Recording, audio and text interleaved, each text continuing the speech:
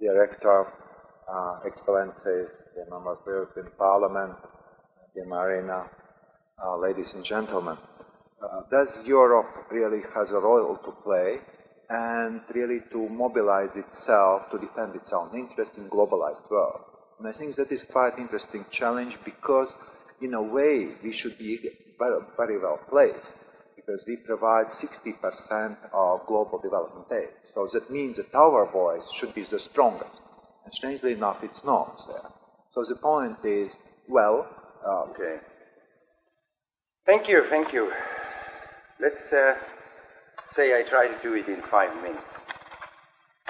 And I have following points, starting from what the rector said, that do we really need convincing that development aid, humanitarian aid are relevant concepts of nowadays work. The argument goes that we have so many things to do here. We are lacking resources for that and that and that. We have poor situation in education, in medicine, in social security area. So how could we, small country, possibly devote resources to others? Let me remind one fact. Very recently we discovered with some earned pride that we are on the 34th place in Human Condition Index by the United Nations.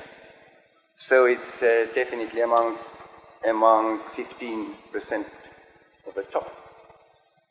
And we should go out of that kind of facts, and we need to do something. Commission effort, which Commissioner just introduced, the Green Paper, is definitely steps towards the right direction. However, for me, and you mentioned the discussion should follow, for me some important questions remain to be better or more specifically answered. One is, we definitely need the analysis of management costs, because some authors argue that more than 55% of EU's aid goes to its administration and control how the aid has been used, and it's a little bit perhaps too heavy. But I'm not sure in that data. It needs to be checked. The other thing is the dilemma of value-based aid, which is touched also in Green Paper.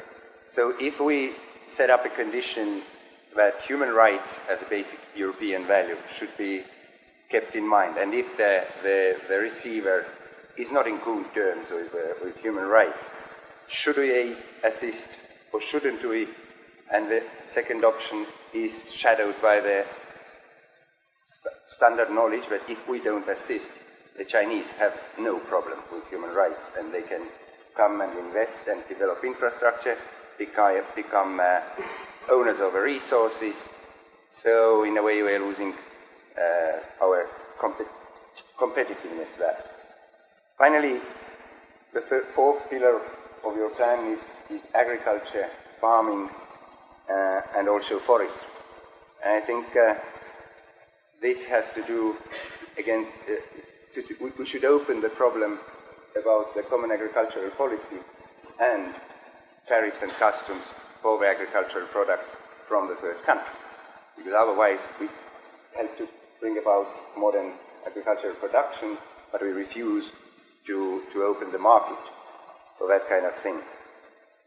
Thirdly, I would like to touch briefly on Estonia's role. Estonia is not meeting its promises. We have been promising for a long time that we will come to the required contribution ceiling.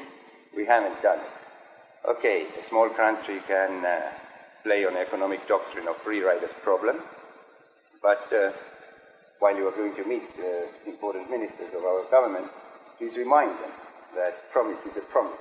If they don't know it, ask them to watch DHL commercials. That promise is a promise, and Estonia shouldn't be a country which promises and doesn't do it. Second, I think, which has been a problem during the last decade of Estonian development policy, development aid policy, is that we are focusing and concentrating only on the so-called post-Soviet space. We consider ourselves too small, but very, very experienced how to get out from the empire and reinstate independence. So we are active in Georgia, Moldova, Ukraine, which is basically Eastern Partnership and not necessarily development aid. And so it can be an accountancy trick that we show that we spend money on development aid, but actually we are not that good in it. So the exception is Afghanistan. But Afghanistan is not the inspiring idea of Estonian politicians, but a forced necessity of international action. But the Afghanistan project as such is good. Why is it so? And I'm not saying that civil servants in the respective ministries or NGOs are not doing the utmost to get our obligations filled and to come up with the programs, to facilitate the programs to be carried out. The political leadership is missing, is absolutely missing, and I believe this is because our political leadership still thinks like Lyndon Johnson. I'm sorry for that. Now, what would be my plan? Because you should always be positive in your criticism. My plan is a big plan. Everybody of us has heard about Southern Sudan, right? The country, the part of the Sudan, which is going to take the referendum on 9th of January next year, within 2 months. And it wants to become independent in a way we know very well, which is a secessionist, peaceful way of becoming independent. I just checked today in the morning who are there already. The World Bank, United Nations, not to mention, but Canadians, Norwegians, Danes, Deutsche Gesellschaft für technische Zusammenarbeit, German, Japan, Swedes, everybody's there, ready to assist, to bring about finally a new country in Africa, which could be perhaps be useful to do it without the civil war, which the region has, most of the second half of the 20th century has had. So, again, we are so small, how could we possibly do it? Yeah, but in a cooperation. Let's talk to Latvians, let's talk to Lithuanians, pull together resources, keeping in mind that in the region, one of the not so well known, should be much better known in Estonia, the missionary. His name was Evald Oviir, who went there to patricize people, obviously, because it was a part of mission. He is buried there, very respected still nowadays, because, besides that, he bothered to write the grammar of the Swahili language. And everybody thought that it must have been a German.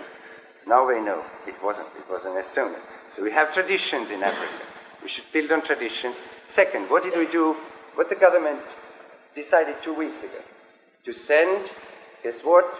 Estonian battleship towards Somali waters to fight the pirates.